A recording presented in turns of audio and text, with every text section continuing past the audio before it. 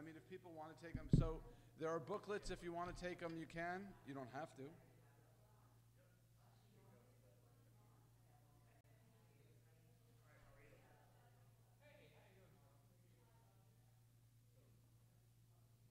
Just want to make sure.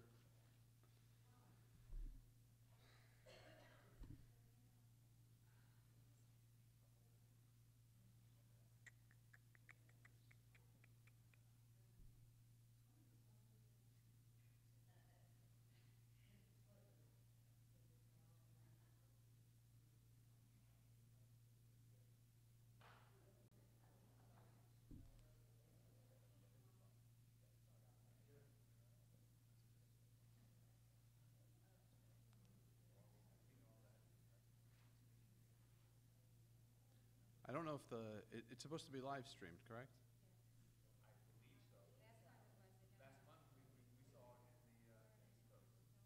Okay, I'm just going to send an email real quick.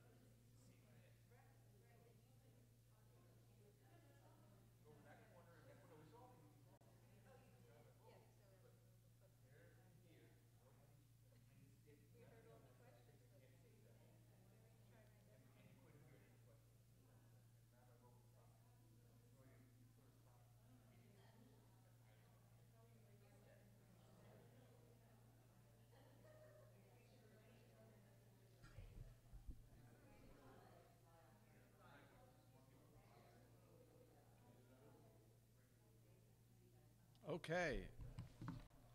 So I just got a, we are being live streamed. Yes, you can. I want to see if this is going to work. Can you hear me? Is this working? How about that? Now? You can hear me? All right, so this is better so I don't have to eat a microphone. So I can just walk a little bit while I teach, which is what I prefer to do. Today is the second or third big questions session, depending on how you're counting. We had an introductory session with a couple of rabbis. Some of you were here for that panel last month. I'm sorry that I'm keeping my jacket on. It's not because I'm rushing out. It's actually my blood has thinned and I'm cold. And last month, Rabbi Vogel talked about the afterlife. So tonight's topic is connected to last month's, but different. Tonight, the topic is the soul. So first, anyone who was here last month, if you want to kind of summarize what you heard last month, that would be great. If anybody wants to volunteer to do that. And everything you say, I'm going to be a little redundant. I'm going to repeat what you say for the live streaming audience or for those that want to watch this later. So if somebody has something to say, I'm going to repeat it just so you don't think I'm going crazy. Does anybody who was here last month want to help summarize? So let me ask, yeah. Rabbi Vogel spoke about there being many stories that he's witnessed, that there's nothing concrete because none of us have gone to the afterlife and come back, Mm-hmm. but there's too many things he's witnessed to disbelieve. Okay, so Rabbi Vogel talked about the fact that there's nothing concrete. We haven't met anybody that's come back, but there are so many kind of similarities and similar stories that he believes in something, right? And I know that the question was posed, what is the Jewish view of the afterlife? And what did Rabbi Vogel say? Don't come here looking for what is the Jewish view on the afterlife, because 7 Jews, 37 opinions, right? So the soul is similar, and we're going to get into what the tradition says in just a minute, but first, I want to ask you a question. I want to ask what you think, right? You're here for a reason. You're here because in some way or another, this topic interested you. So You can either ask a question as a way of introduction, start us off with that, or start us off with why you're here and what you think the soul is. So either a question or what you think the soul is. Bill. Well, I'm here because I do believe there's a soul. I do also believe Ivy has convinced me that from years and years and years of talking about that the soul does get renewed one life after another. Okay, so you believe in a soul, Bill, and you believe in reincarnation. Then say reincarnation. It's a different concept because it's not like you become a grasshopper or... So you get used over and over, meaning what? As a spongy? The soul is then put into another body in another lifetime. So isn't that reincarnation? How does that differ from reincarnation? I'm not thinking of the Hindu version of reincarnation.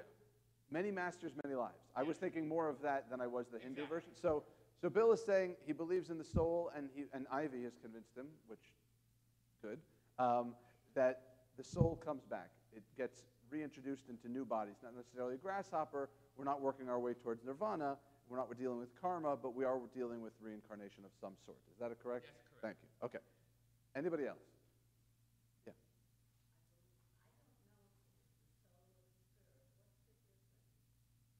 What is the difference between the soul and the spirit?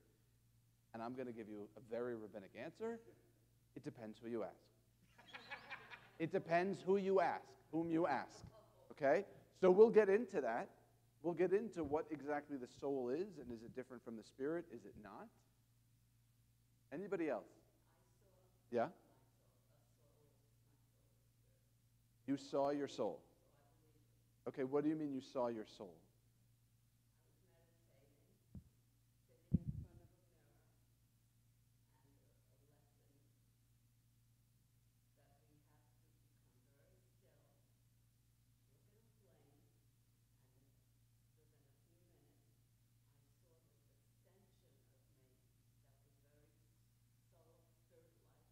Okay, so you saw an extension of yourself while you were meditating. Okay. Right. Okay. Okay, so you think the soul is not this. It's something else. Is that what you're saying? It might be in this, but this is not the soul. Okay, all right. Still.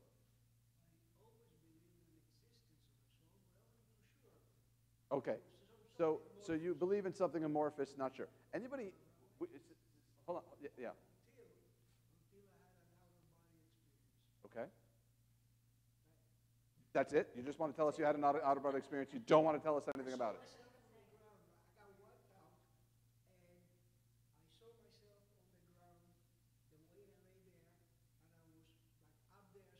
So you had an outer body experience. Okay, all right. Does anybody actually have a question? This is a bunch of Jews, so probably not. Just know that a question normally starts with a W word and ends in an up, right? And would be finished with a question mark. That's actually what a question is. If you've ever been to Q&A with a bunch of Jews, you know that doesn't often happen. Yeah, Lisa. What about the physical aspect, like a bundle of energy? Okay, so we have this bundle of energy, we have spirit, we have something separate, we have something housed in the body, we have reincarnation. Okay? Yeah? I don't know. I don't deal with the catering. That's somebody else's job. So, let me start with this question. What makes you who you are?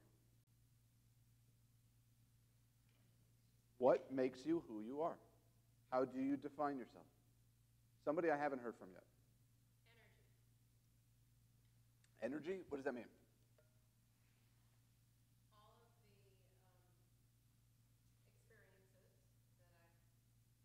I've lived through in this body, and how I've perceived it, and what I've put out and gotten back is my energy. Okay. Okay, so your energy, yeah. You had... So you are your energy, you are your environment, okay? I don't know where the refreshments are, so I don't... Is that what you're going to ask? Great. Okay, so we are energy, environment, actions. Yeah?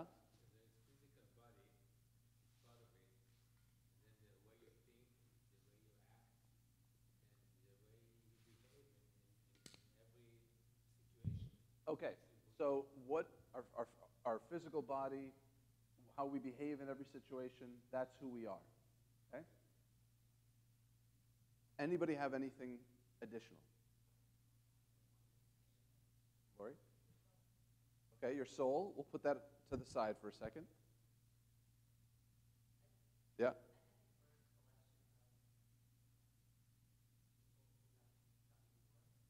We are a collection of people who what? Okay, so genetically, we are a connection of what has come before. So what do you mean?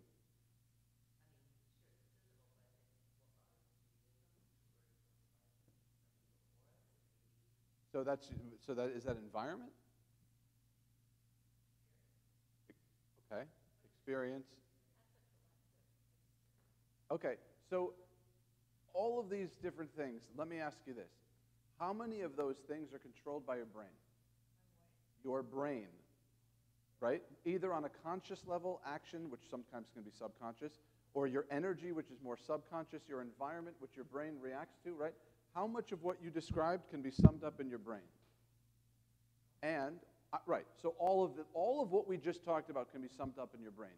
The question then becomes, are we something more? Are we more than our brain? And some people will tell you no. I can't remember the name of the work, but I do remember Sam Harris. Some of you may know who he is. He's a very well-known atheist and a brilliant writer who wrote a book called Free Will, in which he argues basically it's an illusion. That what we are, there's no such thing as mind, right? There's brain, and anything you're going to call mind is just a brain, and there's no existence outside of the brain, outside of the physical. And that anything we have that we think of as free will really is just a collection of all of our DNA experiences, all of that stuff worked out into a formula we don't understand, and that we are actually programmed to do whatever it is we're going to do. Does that make sense? Okay, so the notion of, let's start this. The notion of free will is the idea that I can freely choose the next thing I do. Right? Glad we can all agree on that. Okay, good. Sam Harris would say that that choice has already been made before I consciously make the choice. That due to a number of factors that don't register in my thought of choosing, but genetics, environment, nature, nurture, all of those things are dictating what I'm about to do before it actually becomes a conscious thought in my brain. Does that make sense? Okay, you can disagree. That's fine to disagree. I'm just asking, I'm just making sure we all understand what it is I'm talking about. Would what be physical? I'm not following.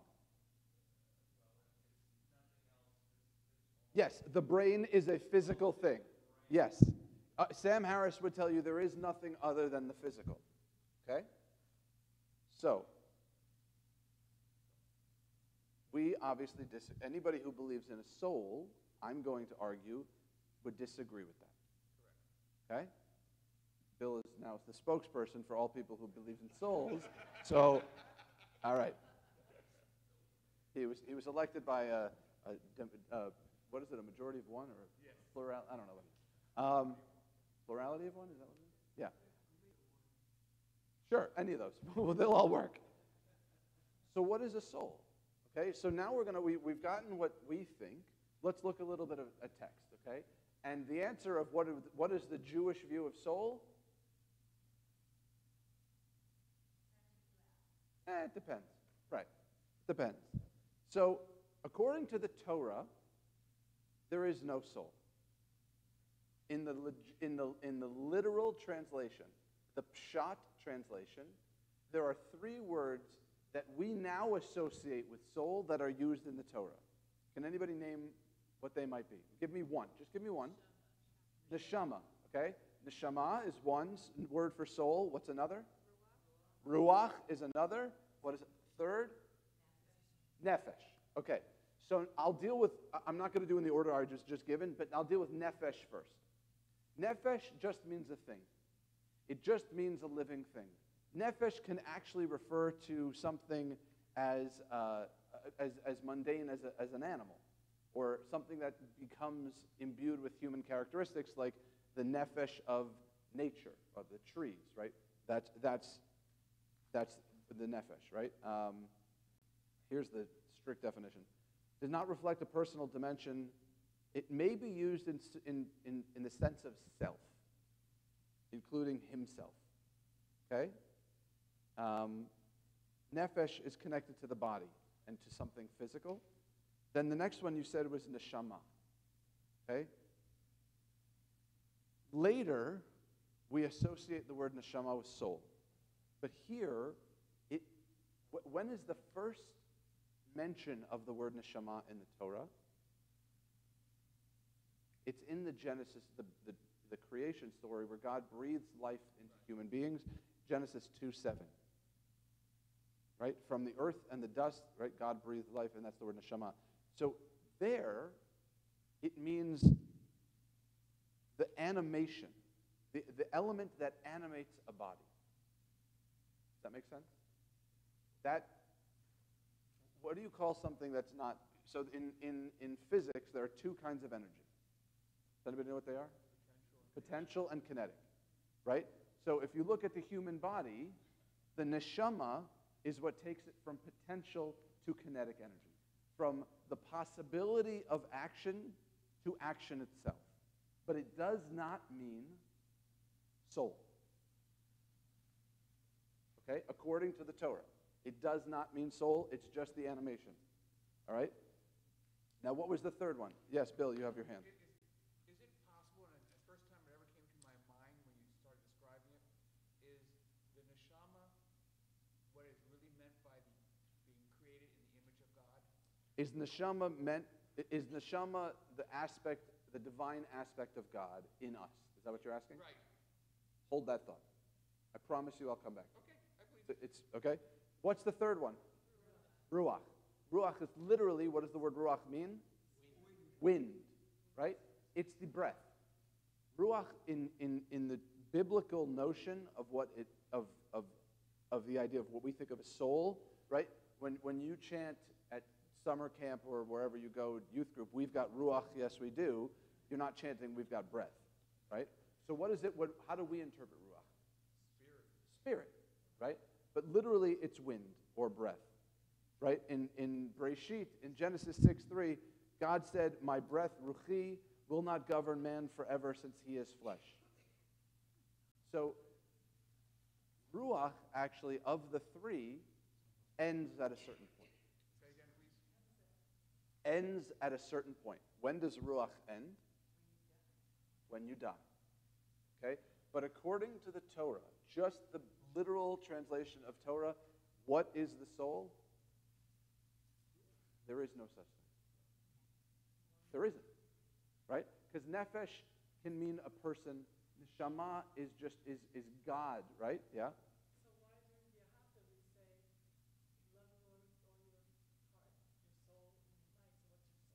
Right. So ve'ahavta et Adonai b'chol levavcha, right, with all your heart, b'chol nafshecha, all of your, I would say, physicality, all of your body, right? Nefesh is literally a body, right? Because nefesh achat, I'm sorry that I can't think of the, actually I know it's in Bamidbar, nefesh achat techeta b'shgaga v'hi kriva. It's talking about somebody who brings a sin, somebody who commits a sin by b'shgaga, by mistake, right? And there, nefesh is what? Just somebody, just a guy who commits a sin. So nefesh there doesn't mean soul. So it's just a person. Yeah, Anita. Okay, that's not biblical. We're talking right now biblically. You guys came in late. But we're talking about according to the Bible, to the Torah, okay? The Peshat, literal translation of the Torah. And this is according to all sources, not just Rabbi Goldstein. There is no concept of soul as we think of it. Okay? Then what goes What goes to Sheol? Again, not Torah. The whole idea. Right. So that's not an afterlife idea. Okay? If you could find the biblical verse, I don't know the context. I know what you're talking about, but I don't know the context off the top of my head. I can tell you it's not afterlife. Okay?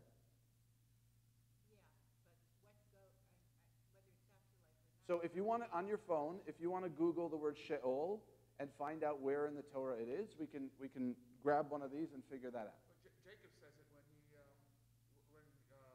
talks about either Joseph or Benjamin, the fact that if his son is not returned, he will be sent to Sheol.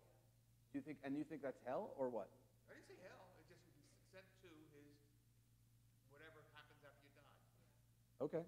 That's the one place that I recall. And there's another place, but Okay. That's possible. All I'm saying is, right now, according to the Torah, there's no concept of a life after death, and there's no concept of soul. Is that fair? Sorry, I lost my train of thought. So eventually, it evolves. And when I said Torah, I'm just talking about the first 5 books of the Torah. It evolves later. By the time we get to the book of Ecclesiastes of what? What's Ecclesiastes in Hebrew? Kohelet, right? It says, the dust returns to the ground where it had been, and the ruach, ruach returns to God who gave it, right? So already, before we even get to the rabbinic period, we have sort of a modification. Okay. When we think of soul, whose concept do we use?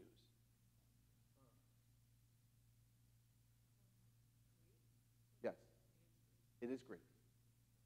The concept that we have of soul as we know it, right, is very Greek.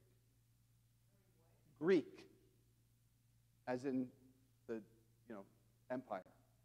Not it's all Greek to me, it's all foreign to me, but it is, our rabbis did not learn and experience life in a vacuum. Okay, we talked about this, I don't know, I feel like I just taught about this. Was it in luncheon there last week, maybe? Yeah, many times. So, who are the great thinkers of Greece? Socrates, Plato, Aristotle, right? Our rabbis studied these men, okay? When the first time we have the concept of the 3 elements of a soul as we know it in Jewish writing is a Greek named Philo, okay? A Greek named Philo who was a Jewish Greek who had somewhat, whose allegiances were, oh no, that's Josephus actually. So he's just a Greek philosopher Jew. And he says the 3 elements of the soul are what? Nefesh, Neshama, and Ruach, right? And he did that as a way to support Plato's claim that there are 3 aspects to the soul.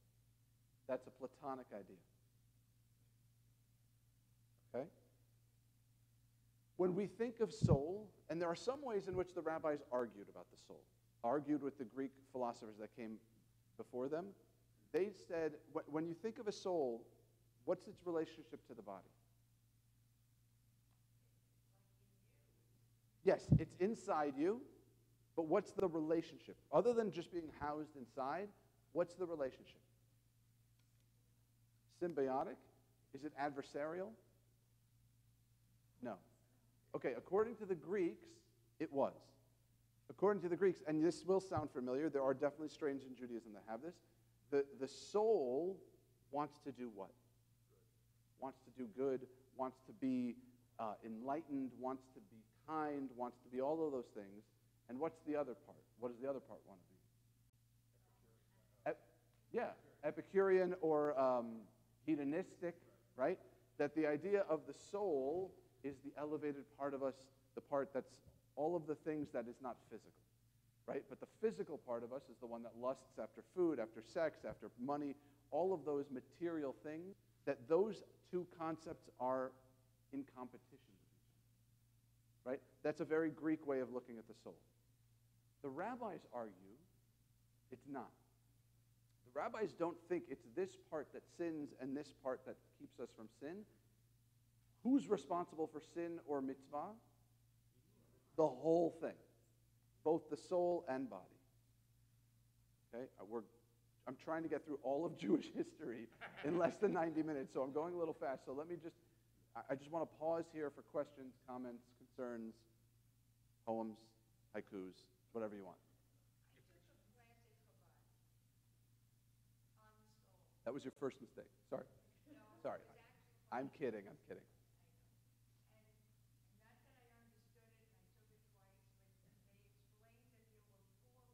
Five. We're going to get to that. We're going to get to the 5 levels of the soul. So the soulmate, right. So the soul divides when? Right. So this idea that your soul divides, I know we talked about this. It was Java and Jeans. That's what it was. The idea that your soul divides and that you search your entire life for your soulmate, right?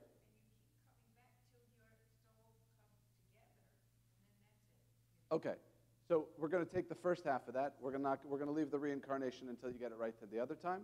But for now, the idea that you are split in half and searching for your literal other half your entire life, I don't know how to break this to you. Where does that come from? Anybody know? It comes from a book called The Symposium, right? It's a book about Plato. It's about a bunch of men sitting around at a symposium. What's a symposium? Discussion, a lot of drink, a lot of food, right? And they're talking about the different aspects of love.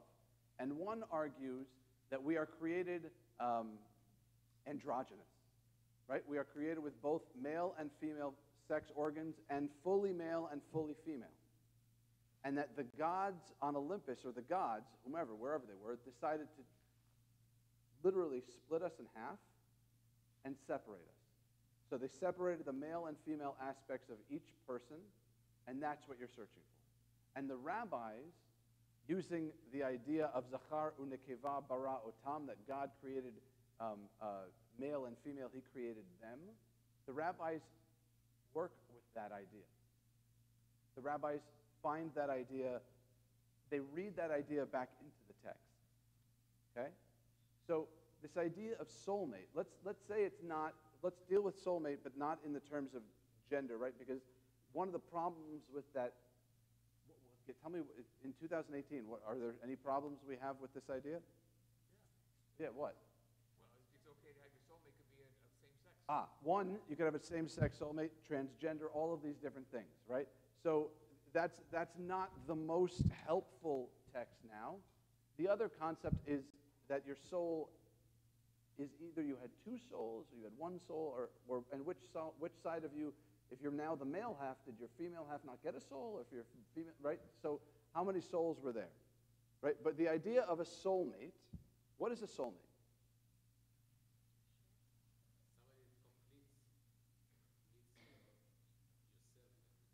Somebody who completes you. Okay. So, yeah, Zissel. Ivy. Soulmates are compatible people. Most compatible people. Not 100%, most compatible. Not 100%, but okay. So I think a great Jewish definition of soulmate is when God creates man and woman. It says, in one of the creation stories, it says, and God saw that it was not good. Right? How many times do we hear, and God saw that it was good? A lot. And when do we hear that God said it was not good? Lo tov heyot adam levado. It is not good for man to be alone. So God sets out to create a soulmate. So the 2 words used in the creation, because we can't just have one adjective, we need 2, right? It says, God creates an Ezer. What's an Ezer? What is Ezra? Helper, right? And then it says kinegdo, right? When somebody is neged you, that's what they do. When when 2 people are set kineged each other, they're set in opposition. So when God creates Adam's soulmate, if you will, Eve, right? He creates a helper and a foil. A helper and somebody to challenge. Right? Right. Marriage. Marriage is what? No. Sorry. I love that movie. That was a Princess Bride reference. Anyway. So this idea of someone who holds the mirror to you, who holds in opposition to you, and who is your helper. Right? That's a very Jewish concept of soulmate. Okay, that's great. Now we have soulmate. But what do we not have yet? Soul. Okay, so Hillel, right, not the institution, but the guy, said that the soul is a guest in the body. Right? And therefore, we're commanded to what? If our soul is housed in our body, what are we commanded to take care of? Our body. Right. Now, that's very different than some of the rabbis. Sometimes the care of the body was seen as superficial, right? Because what group of people really took care of their bodies? We talked about them earlier. What? The Greeks, right. But no, taking care of yourself is important, okay? So we talked about so where I mentioned that the body and the soul are in partnership and responsible for the actions, that's from the Midrash. That's from Midrash Vayikra Rabbah. Okay?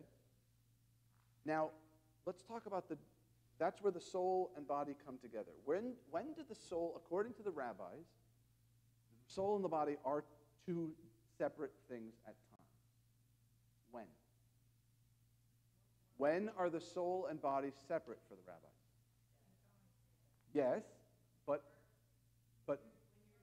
much more often than that.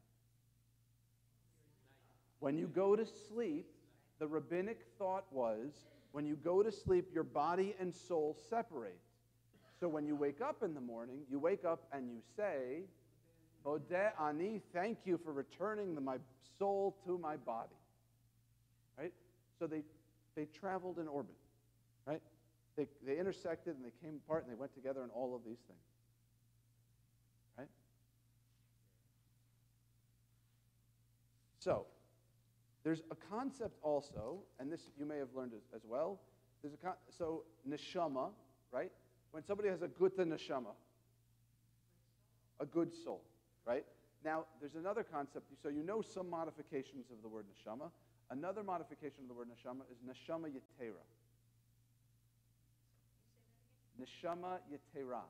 Neshama yetera. An additional soul. In the Talmud, I believe it's in, I can look it up, but I think it's Tractate Brachot. 1 second. It is Beitzah. Apologize. It says that we are given an additional soul when? Every Shabbat. Every Shabbat, we are given a neshama yetera, an additional neshama. All right. So first we have three concepts of souls. And by the way, the rabbis more and more, as history evolves, are starting to really get into this concept of soul. There's a ritual we do that is about as much about the soul as it is about the physical. There may be more, but one comes to mind immediately for me. Anyone have an idea? There is a ritual that is done at night, and it's about cleaning your house. Cleaning your house. So in what ritual at night do you clean your house? Perhaps with a candle, a feather. Right. Right? B'dikat chametz, the search for chametz, takes place at night. Now, not being a professional housekeeper or cleaner, when do you think would be the best, most opportune time to clean your home? But you do it at night. Part of the reason is because the bidikah of the Yetzer Hara, the evil inclination, must be by the light of the soul, which is called a ner, candle. Right? So when we search for chametz in the home, when we search for leaven, before Passover, we're not just physically searching for bread. We're doing a personal inventory.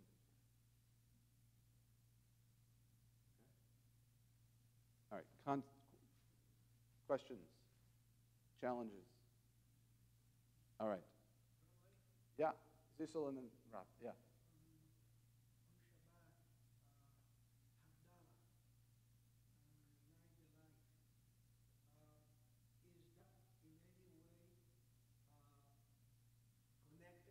So the question is Havdalah connected to the Neshama Yetera and the leaving of the Neshama Yetera?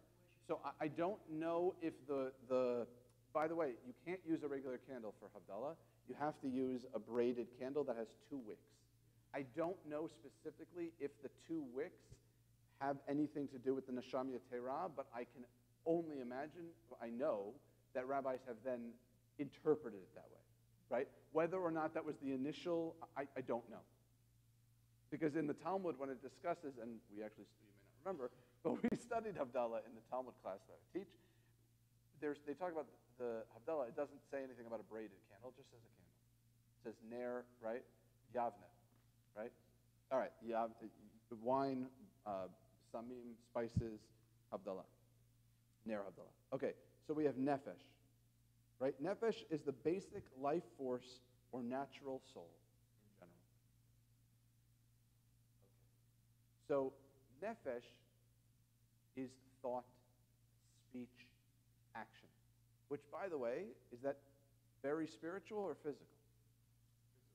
It's physical.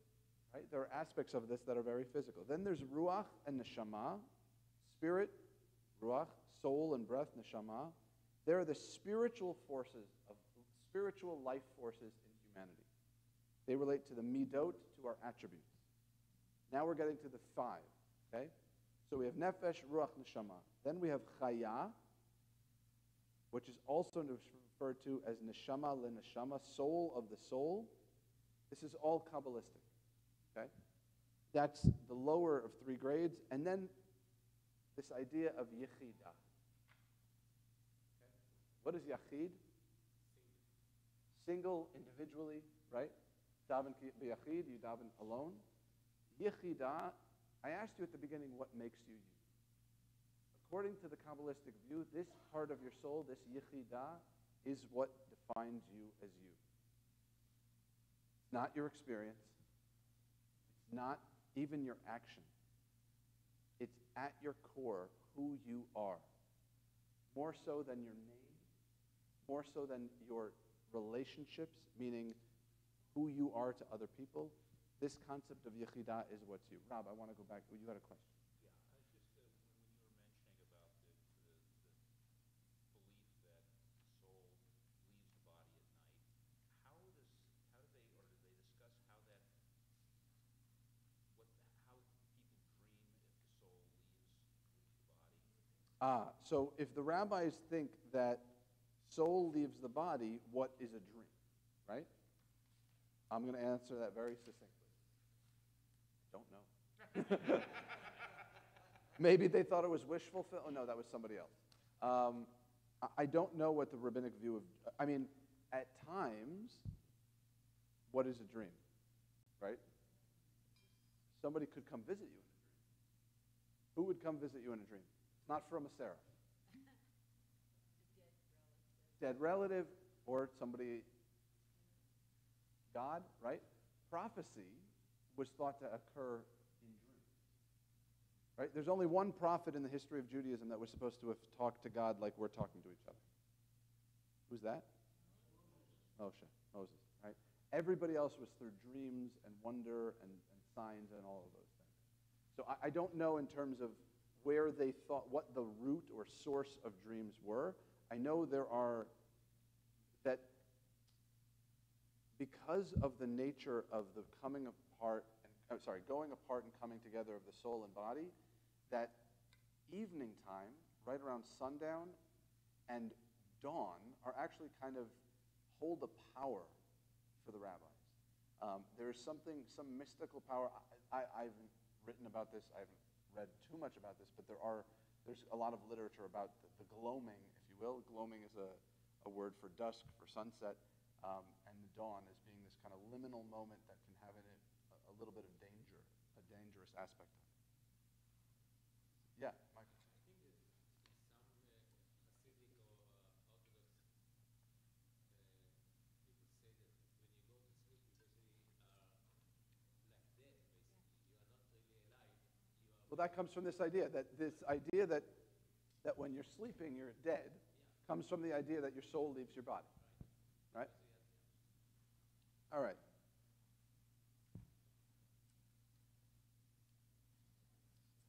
So everything, by the way, not just human beings, according to the rabbis, but everything has a soul. Okay? Yeah, Cheryl. When? On Tuesdays? Or when it leaves your body? We're going to get to that, I promise you. Okay, that's kind of, I'm leading up to it. Okay? So everything has a soul. Trees, animals, even inanimate objects, according to the rabbis, every blade of grass has a soul also. Now, are they all on the same level as human beings? No.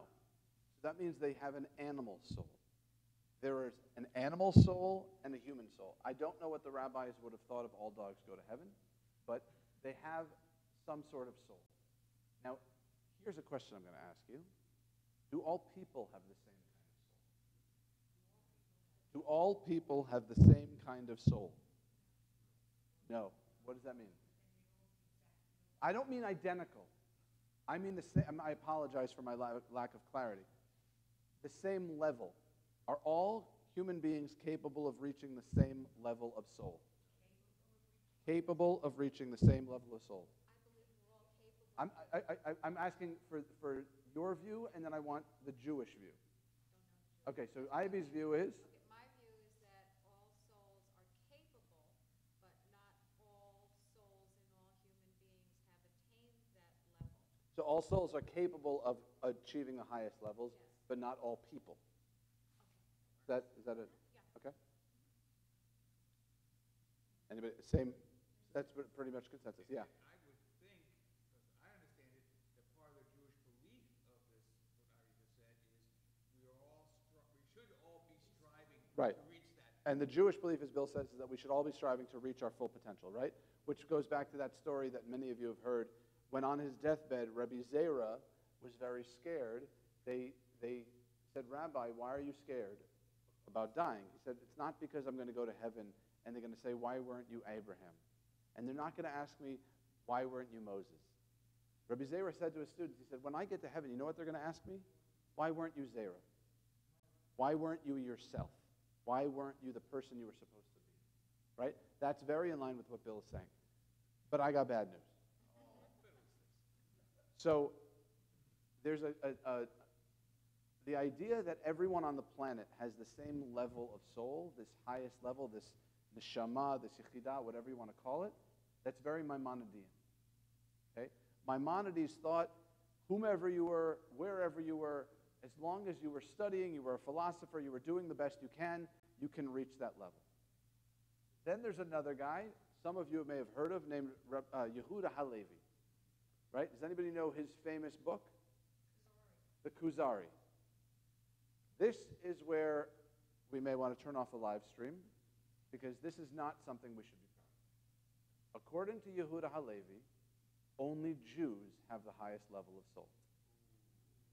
And if you read the books like, and I mentioned Chabad earlier, the book of the Tanya, which is the fundamental book written by the first Chabad rabbi, he agrees that the nations, which you all know which word I'm not using because I won't use that word, the nations have an animal soul, and we Jews have a different soul. Right? Yippee. Bill doesn't like it. Good. Good. I didn't say it so you'd feel good about it. Right? It's just an acknowledgement that there's almost zero consensus on this issue. Right? So now we get to the question of what we think. Okay? Where we believe the soul resides and what happens. That's the last question we're going to deal with, is what happens after. I promise we'll deal with it. So animal and godly soul we talked about. So here's a question I want to ask before we get into that other part. Which, do we have both? So we don't believe in necessarily, I'm going to hope that we don't believe that the Jews have an extra soul. Okay? You do? Okay. But assuming that we all believe that the soul is something other or extra to physical, metaphysical, if you will. Does anybody disagree with that? Okay. So first, 1, the soul is extra physical. 2, is the soul where most of our good aspects come from?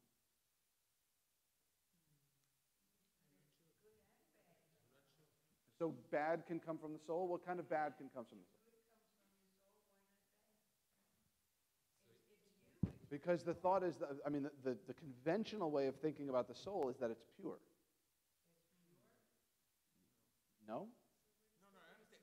Yeah, I don't know. Yeah, Michael. So where is the inclination of doing bad things coming from? Right. So some people would say that that's that evil inclination. What does the evil inclination lead us to do? Mostly physical things. But the same is also for the good inclination. No, it doesn't. Because if the bad inclination is telling you to go have illicit affair, the good inclination of the soul is telling you not to give into your physical. So, right? Or it's telling you how to channel the physical and to raise it up. Right? So what do we call when we take something ordinary and we raise it up? In Hebrew, what's that called? That's to make it beautiful. That's specifically about aesthetics.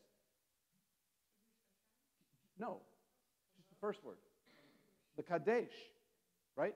To take something totally ordinary and make it holy and raise it up. That's what we do. That's sanctification, right? Think of nothing else than really cheap, bad wine or grape juice, right?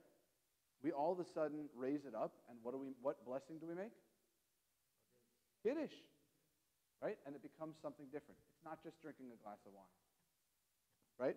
We do that with other things as well. We take an ordinary piece of fruit, and what do? Bless it. And it takes on a different meaning. We take something incredibly basic, something incredibly physical, sex. And we walk around the person 7 times, we put a ring on it, and what's that process called? Kiddushin. Right? We sanctify things. So there is a drive within us to sanctify. And some would argue that that is the soul. That it's not ignoring the physical, it's transcending. Does that make sense?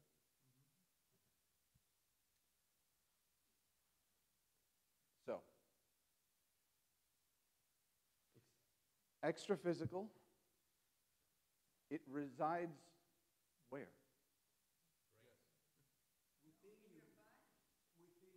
Okay, in my toe, in my shin, where? In your brain. It's not physical. It's not physical. It's not physical. And in fact, if you use the brain is probably 98% physical, so to speak, and it's got 2% that's the soul that's in there. It's the energy that comes with you. Right. As part of your. So I just had an opportunity this past Sunday to listen to a conversation between Rabbi Bradley Shavit Artson and Dr. Dan Siegel. I don't know if you know who Dr. Siegel is. Okay. Listening to the two of them talk together was like trying to drink from a fire hose. But they talked a lot about the difference between what you kind of just touched on, the difference between brain and mind. Right?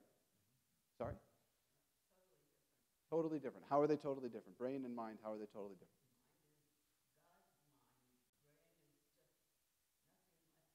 Okay. So this, I think, can be mapped into the physical and soul. Right? If you want to take the idea of mind and put soul on it, or maybe something else. Okay? Yeah, Anita, did you have something? Which, on my out-breath or my in-breath? No, I don't know. I'm not trying to give you a hard time. I'm actually asking the question. So I want to share with you if any other ideas or concept of soul. We've kind of got, yeah, Michael. I remember studying, I was really heavy duty in the soul, and came to the conclusion that really it's in the minds of the beholder, or in the eyes of the beholder in the end, because it's so difficult.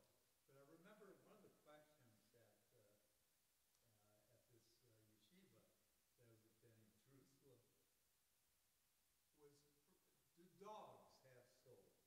Well, yeah, I mean, you mentioned that they do, but it's a dog soul rather than human soul.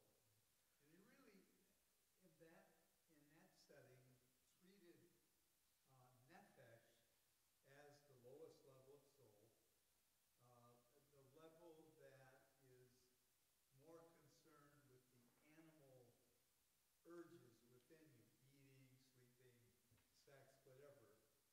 And then when they asked, does a dog, does he or she make the next level of soul? Right. So I want to read just one thing. We talked a little bit about mind and brain, okay?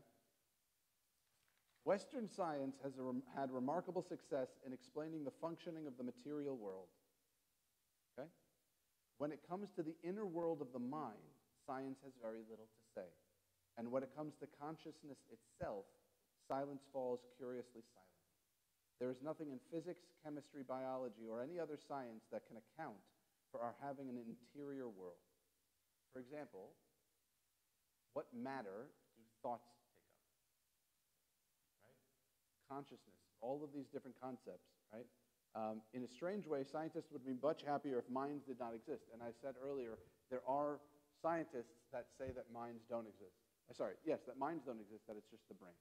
But there's a whole bunch of scientists, neurobiologists, and others who say that there is something separate from the brain called the mind. Okay? Yeah, Ivy and then Nancy. I read that there was research at the University of North Carolina Medical School, and it was conducted in the hospital area, and they actually weighed patients who were extremely close to death, and they weighed one thing, and then patients expired, and they weighed them a few minutes later. Right. So the study you're talking about says that right before death and right after death, we weigh 27 grams different. Right?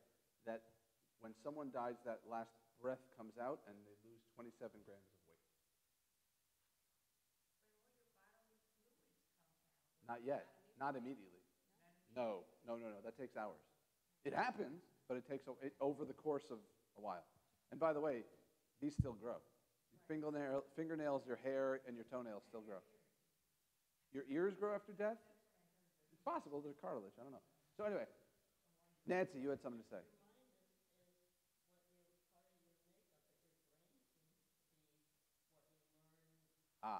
So your mind is a part of who you are, a part of your makeup, your core, and your brain is what you see. It's the five senses. It's what you experience. Okay. So that's actually very kind of in the vein of meditation, right? So there's a concept of, actually Dan Siegel's concept is something called the wheel of awareness, but there's this idea that you have thoughts, you have emotions, you have senses, right? But you are not any of them. That make sense? We are not our thoughts. We think thoughts, but we are not our thoughts. We have emotion, we feel emotion, but we are not our emotion. Right? Let me give you an example. I'm mad versus I feel mad. The first is saying, I am this emotion. The second is saying, I'm me, and I'm feeling this. That's very mindful. That's what mindfulness does, a lot of work with that. I know people are very quizzical, and when I say, especially in a Jewish setting, that we are not our thoughts, people are like, huh? But we're not. We think our thoughts. If we are our thoughts, think of how many thoughts we have that are not the best, not particularly helpful, not particularly kind. They exist, and then what happens to them? We can choose to act on them or they don't exist anymore. I want to go back to the soul for a second. We've heard a lot of different ideas of what the soul might be. I want to add mine, if I may. Can I add mine? So, how many of you remember your biology? Basic biology. Okay, good. I want you to think of a bivalve. A bivalve. Does anybody know what a bivalve is? No, not your esophagus. It's a marine creature, a clam or an oyster, right? I want you to picture one closed, right? Are they easy to open? No. Now, I want you to picture one of them gets a little deposit of sand. And over time, what happens? It becomes a pearl. A pearl. So, I think if you picture a pearl for a moment, what does a pearl look like? Round, right?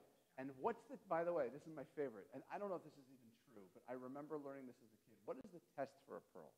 To see if it's real. All right? Now, is it true? If you take a pearl and you grate it on your teeth, and if it scratches, it's not a real pearl. But a real pearl won't be affected by this. It won't scratch. So a real pearl, what color? Kind of translucently white, perfectly circular, and you can't scratch it. Right? To me, that's our soul. The pearl. Yes. Now think about it. Where does a pearl exist? Pearl, if you open the bivalve, is a pearl just by itself, or what's on it? There's dirt and there's other stuff, right? So there's the crust of defense mechanisms, sarcasm, anger, fear, and then it's closed off. And where do pearls exist? Where in the water? At the bottom of the ocean. So they don't get seen. So they don't get seen. It takes a lot of effort to go find one. Right? To me, it's a perfect metaphor for our soul. We have these things that have muck and dirt and all of these things, and they're built out of all of these different experiences. There may sometimes even be built out of pain and out of some dirt inside. But what comes out is totally unique, totally pure. And by the way, it's scary. So we close it off and we put it at the bottom of the ocean. To me, that's what the soul is. It's that piece of us inside that is perfectly pure. That it is what singularly defines us. Independent of anyone or anything else in our lives, it is what makes you Bill.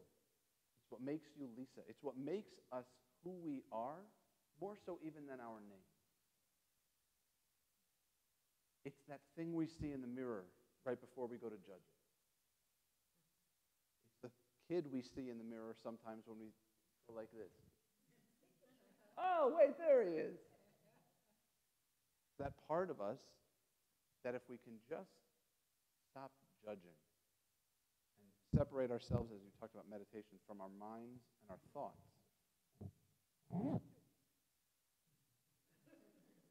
It's that part of us that guides us. It really can. Yeah, Cheryl. So when do I think you get your soul? Don't know. It's a great question. The answer that comes to my mind, other than just I don't know, is a story. Okay? So you may have heard, some of you have heard this. If you have heard this story, please bear with me. But there's a rabbinic legend of why we have this right here. A lot of you are shaking your head. So most of you know the story that when we are in utero, it's thought that an angel exists within us, an angel is with us while we are in utero doing what? Teaching us everything. teaching us everything we'll learn in our lifetime, right? And right before we are born, right before we come out of our mother, the angel touches us right here, and we forget everything, right? And that sets up the difference. Not this. What I'm about to say is not in the words of the rabbi, it's in the words of other traditions. In order to gain knowledge, you have to learn something. You have to take something on. In order to gain wisdom, you have to either be reminded of something or lose something, right?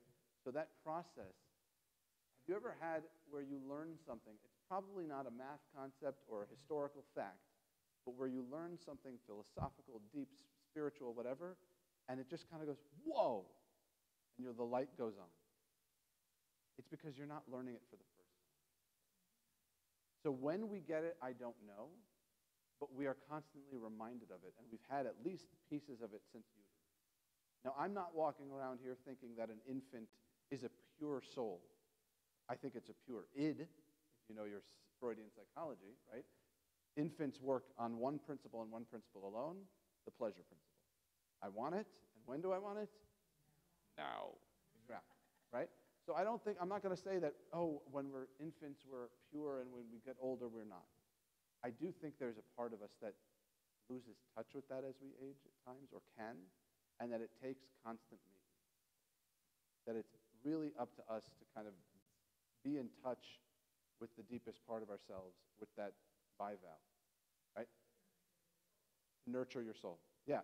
And by the way, I'm going to interpret something the way I didn't the last time. I told you nefesh was just what? Just somebody alive. Somebody, something, right? Everything has a nefesh. I'm going to reverse that now. The rabbis have a concept that on Shabbat, you can't cook, you can't do all these things. But when can you do those things? Other than weekdays, you can do them on holidays, Chag. And the reason is, the term used is a phrase called achilat nefesh. Feed your soul, or feed yourself, right? So yes, we constantly have to literally nourish that. How do we go about it? It sounded the way I was intoning that I was going to continue the sentence, but I'm not. So how do we go about it? Okay, for some it's study.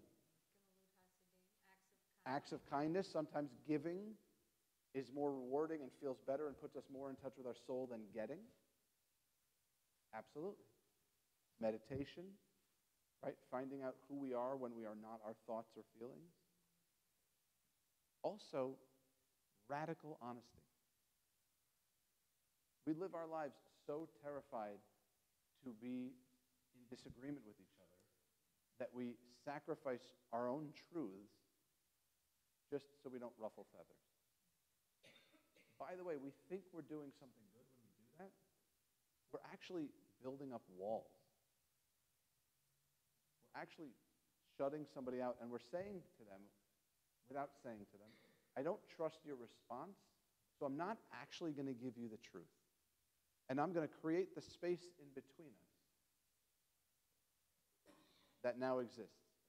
And I'm not talking, if somebody doesn't look good in an outfit, you need to tell them. That's not what I'm saying.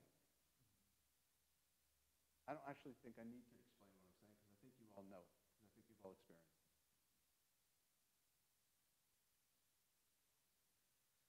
Comment? Not everybody can take the truth. Not everybody what? Can take the truth.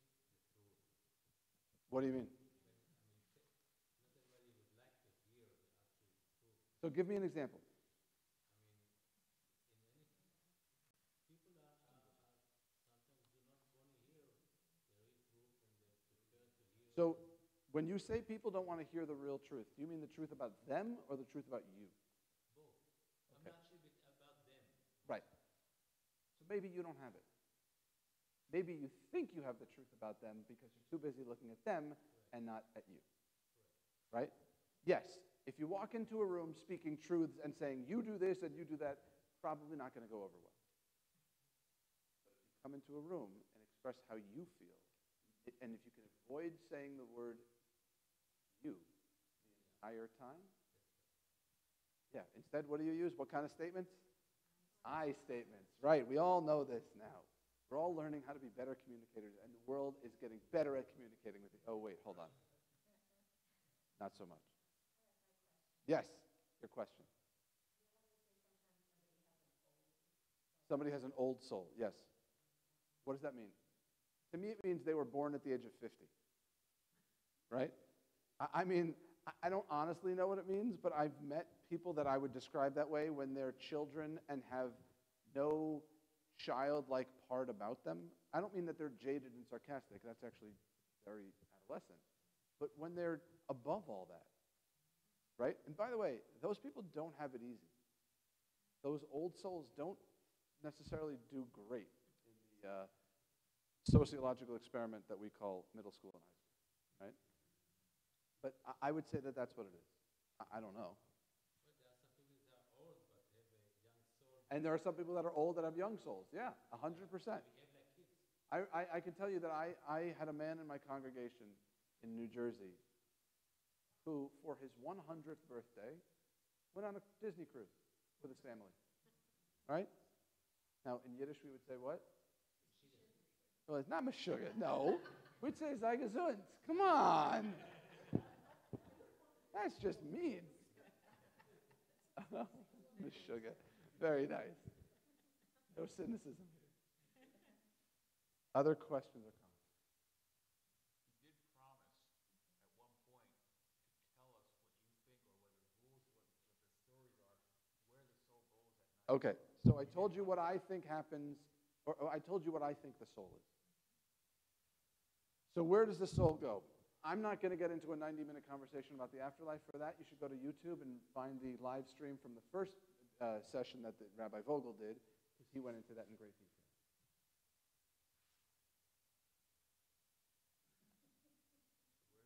So you want to know what I think. Is that what you want to know, or you want to know what Judaism thinks? What Judaism thinks. Then take 90 minutes and watch the YouTube. I can't tell you what Judaism thinks because it doesn't think one thing. It thinks 50 different things, everywhere from 0 to we live in a land that looks a lot like this, and we're all together studying Torah every day. What Jewish philosophy do you feel describes what happens to the soul at night? You're asking my opinion. I guess so, yes. But Okay. Jewish philosophy. Well, based on Jewish philosophy, I have to limit the scope of my knowledge. All right, go do what you want. Do what you want, Moses. Right. So you mean I have to wait 6 hours? Fine, have it your way. So this is a question. I can tell you that I've been wrestling with this question very personally since I was 9 or 10. And I can point to why and where it happened. I remember sitting on my parents' bed and crying. And I promise I was only 9 or 10. This wasn't a couple weeks ago. I had just looked at an anthology of my favorite comic. Right? My favorite comic growing up was something called The Far Side. Some of you may know The Far Side. Gary Larson, I think one of the most brilliant, by the way, one of the most brilliant pieces of work. Forget comic. I just find him to be utterly ingenious. And the one comic I remember, and I can picture it right now, I remember where in the frame everything was.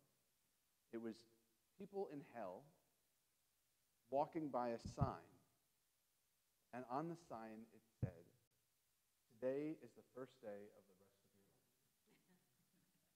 And I remember crying. Because I went to my mother and I said, "Wait, so when you die, you're always that's it. You're dead forever? What about my siblings? Well, I probably didn't mention them first. I mentioned that first. I'm gonna miss people, and I'm gonna miss being all of these things.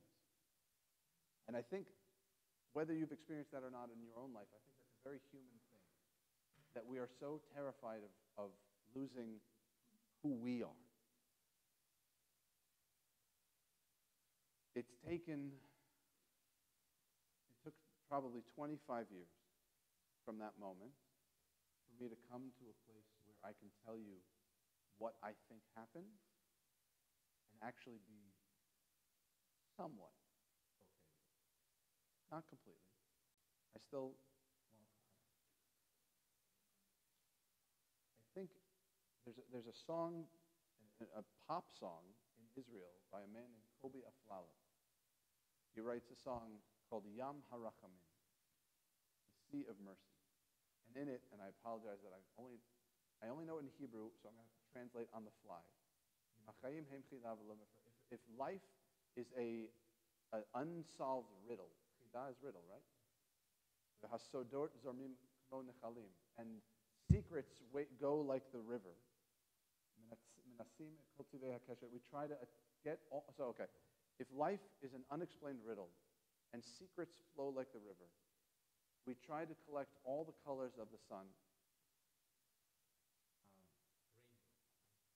All the colors of the rainbow.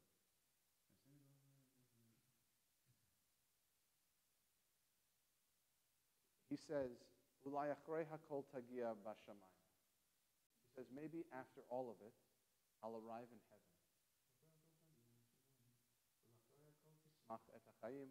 And I'll smile, and I'll be happy about my life, and I will become a drop in the sea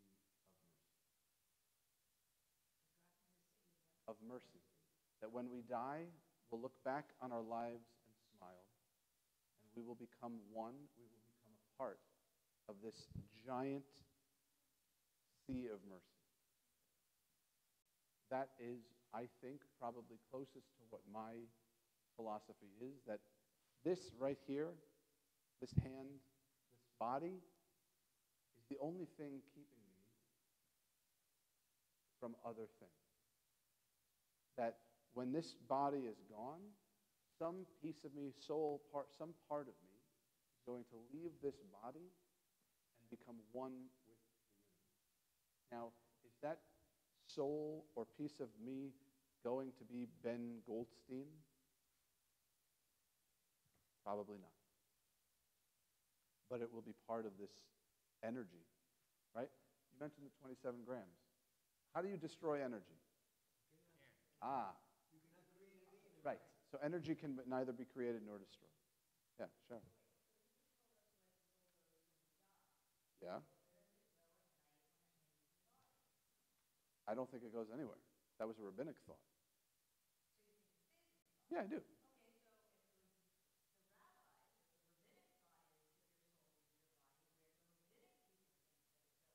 Heaven. With God. Yep. I don't know what it does there. I don't know if it gets a smoothie. I don't know if it gets frozen yogurt. I don't know what it's doing. Maybe it's learning Torah. Maybe it's at Menchie's in heaven. I have no idea. By the way, Menchie's in heaven will just be toppings. Yes. The same as energy cannot create it nor destroy, so is our soul cannot create it nor destroy. Okay, so that's a thought. Just transform. Right. So that's a thought, that our soul can neither be created nor destroyed, which is where I was going with this idea of energy not being created or destroyed. You know, I don't know. That's the key, right? That's what Rabbi Vogel said last time. I don't know what happens when we die. I can tell you that so Maimonides had these 13 what? 13 principles of faith, right? Ani ma'amin b'emunah shalema. I believe fully, completely, right? I don't know what happens when we die. I don't completely believe any one scenario. I'm probably being pretentious. I don't believe in any one scenario. I do believe with full faith that we have a soul. I do believe with full faith that there is something, some piece of us that is not just our mind. Sorry, our brain. That is not just synapses and neurotransmitters and chemicals. I think there is something else. Yeah, Nate. Sorry. Yeah.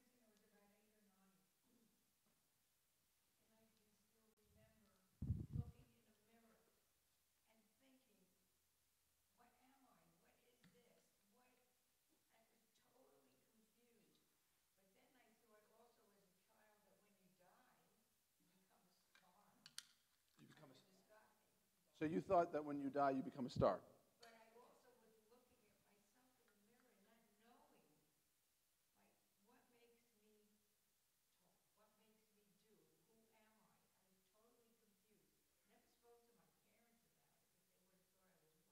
was whack. But I was totally not knowing, and I was like a little scared looking in the mirror and thinking about that. Yeah. Maybe I was looking for my soul. I don't know. Yeah, I don't know. I mean, listen, we've all had these experiences. We've all had the kind of quiet moments where we wonder what about the nature of our soul, the nature of the afterlife, right? That's why this topic is not called the little question, right? It's called the big questions for a reason, because these are the things that, whether they do or not, have the potential to keep us up at night, right? They have the potential to really rattle us. And more so in a way that, like, did I eat chametz? But, you know, these things stick with us. Well, not to literally worry about something. But I'm just saying that these are the things that weigh on us and our experience as human beings. We have a unique position in the world. Because, right, when Genesis says, right, we are created what? According to Breshit? In the image of God. B'Tselem Elohim. Right? What does that mean? Some people think it means a soul, and that's what we've been talking about tonight. Other people think it means the ability to tell good from evil. I would tend to disagree with them. Right? But this idea of being created in the image of God, I think this can come from our soul, but I know that some of you have heard me say this. If you think about how many of you have a pet? Fish don't count. Sorry. Okay. So we are qualitatively different than your pet. I'm sorry, you love your pet, that's great. That's fantastic. But here's where we are different, and I would argue we are created in the image of God. How many of you have seen your pet worry if they were living up to their full potential? Right? How many of you have seen a pet be racked with neuroses or worried that their mother's coming and they haven't cleaned themselves properly? We don't know actually. But right, they don't do that. I got news for you. They don't, right? I promise you, the only reason an animal knows they did something wrong or right is your reaction. 100% your reaction. Not because they feel guilty. Not because their conscience is eating away at them. No, it's the entire cake that's eating away at them. So, that's the way we're different. And there's a book called The Spirituality of Imperfection, which is a phenomenal book. And one of the lines I remember from it, it says, we are less than gods, more than beasts, and yet somehow both. Right? That part of us that can be godlike, I would argue, is the soul. The part of us that can, like I said, we talked about earlier, transcend the physical, transcend what we are and become what we're capable of. That, I think, is the soul. And we've defined it 50 different ways tonight, which is arguably, outside of bagels and lox, the most Jewish thing we could possibly do. But we all are circling around the same thing. I really want to thank you all for joining us this evening. I want to leave some time for questions if there are, and I promise I will repeat them as well. Don't all jump at once, please. Yes, please. Sorry, say your first name. Fred. Oh, right.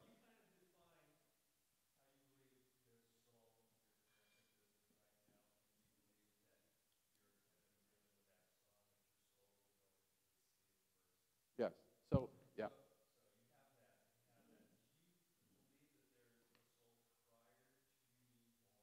Okay. Okay, so the question is, do I believe there's a soul in existence before I got here? No. In short answer, so not to quote him again, but what was life like for you before you were born? Right. So Dan Siegel talks about this idea of the plane of potentiality, that until we're born, we are infinitely possible. We are not actual at all, but we're infinitely possible. So I think that's what happens before we are born. We're part of this plane of potentiality, and you could argue that the sea of mercy is another way of saying that. That we, with that, instead of we get absorbed into the sea of mercy, we get absorbed into this plane of potentiality, right? That just as we weren't conscious of what life was like before we were born, we're not really going to be aware of what it's like when we're not here. Right? That's one possible way.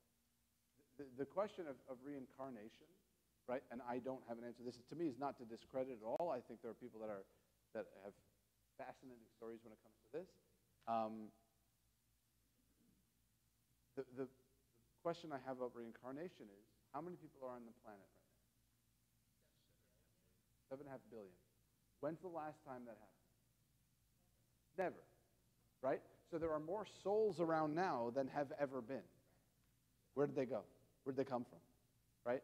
And all the people, when the world was 3 million or 7 or 1 billion, okay, but now we have 7 billion. So where did the other 6 billion souls come from? Those are the new souls, and there's the old souls, right? By the way, again, not to discredit, I know people that full-heartedly believe in it, and it's fine. I want to meet the person that's not some historical figure I recognize, right? That wasn't Cleopatra or wasn't Pharaoh, but was just some schlepper who cleaned up the elephant dung when, whatever, right? Just some guy or some woman. I don't know. It's possible. What? In Ivy's cases of going through Past life regressions? she's not been anybody famous. Okay. Just been a person. That's awesome. Yeah, and there are stories upon stories of this kind of thing. There's a great book. I can't remember the name of it. Not Heaven's Witness. It's a novel about this kind of thing by Alan Estrin and maybe Joseph Talishny, but I'm not sure. And if you ask me, I have the book, so if you ask me the title another time, if you email me, I will give you the title of this novel. Any other questions? Yes, Lori.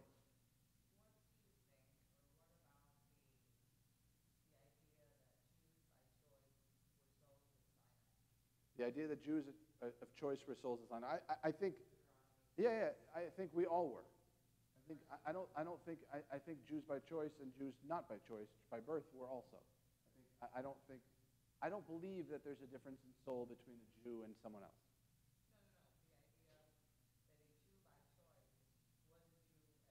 Yeah, I believe that.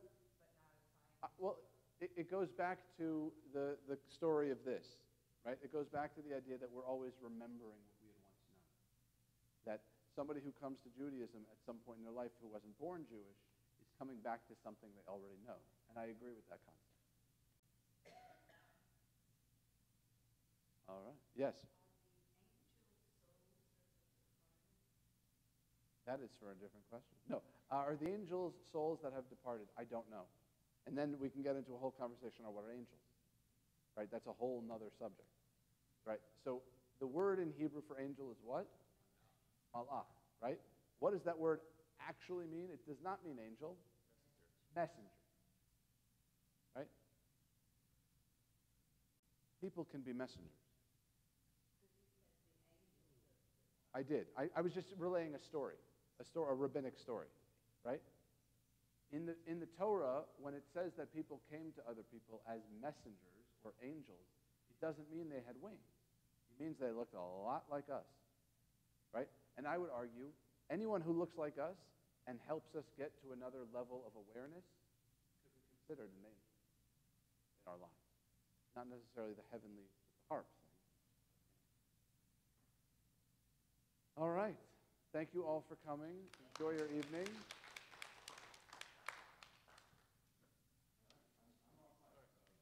What was the name of the podcast you